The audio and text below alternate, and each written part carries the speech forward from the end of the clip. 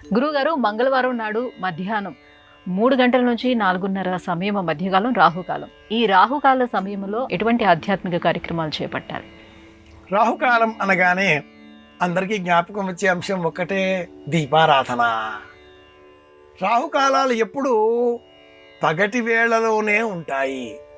సోమవారం 7:30 నుంచి 9, మంగళవారం 3 నుంచి 4:30, ఆదివారం 4:30 నుంచి 6 గంటల సాయంత్రం ఇలా చూసి, బుధ గురు శుక్రవారాలు 10, 1:30 ఈ సమయాలలో రాహుకాలాలను గమనిస్తూ ఉంటాం.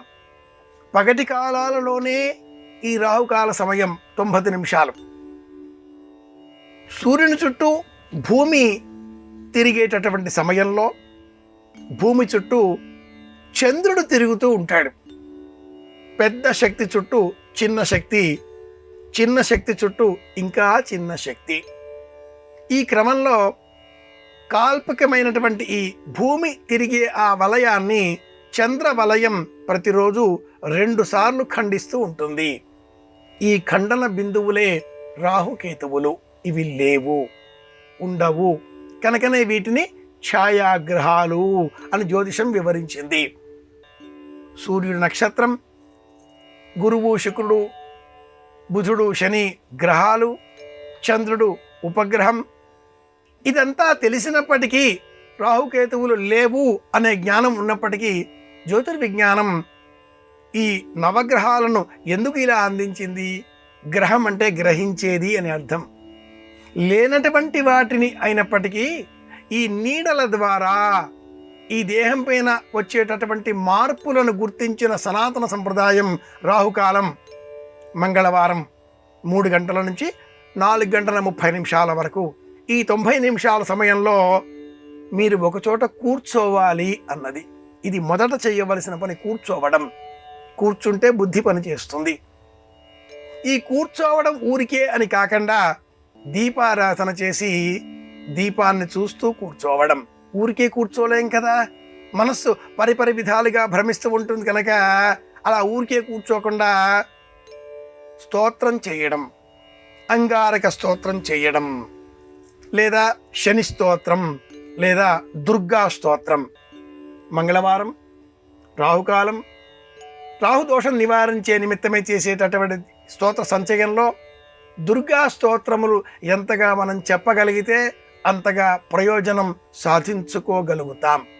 మంగళవారం రాహుకాల సమయంలో నిమ్మకాయల ఆ డిప్ప మధ్యలో నువ్వుల నూనె వేసి 2 దీపములు వెలిగించి లలిత సహస్రనామావళి పారాయణ చేసినా లేక విన్నా అద్భుతమైన ప్రయోజనం చేకూరుతుంది. ఏమిటి ఆ ప్రయోజనం? కూర్చునేటటువంటి శక్తి, ఏకాగ్రత, స్థిర నిశ్చయం, ఆలోచనల పట్ల అవగాహన కలగడం, కూర్చునే శక్తితో అన్నింటినీ సాధించుకోగలగడం.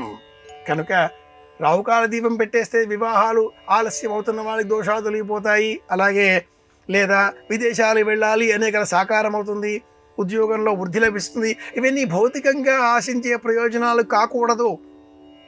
ఏ ప్రయోజనం కూడా చెప్పకుండా సాధించే ఆత్మవిశ్వాసం నాకు కలగాలి అనే లక్ష్యంతో దీపారాధన చేస్తే కొండని కూడా పిండి చేయగల శక్తి మనలో ఉంది అనే జ్ఞానం మనకు కలుగుతుంది.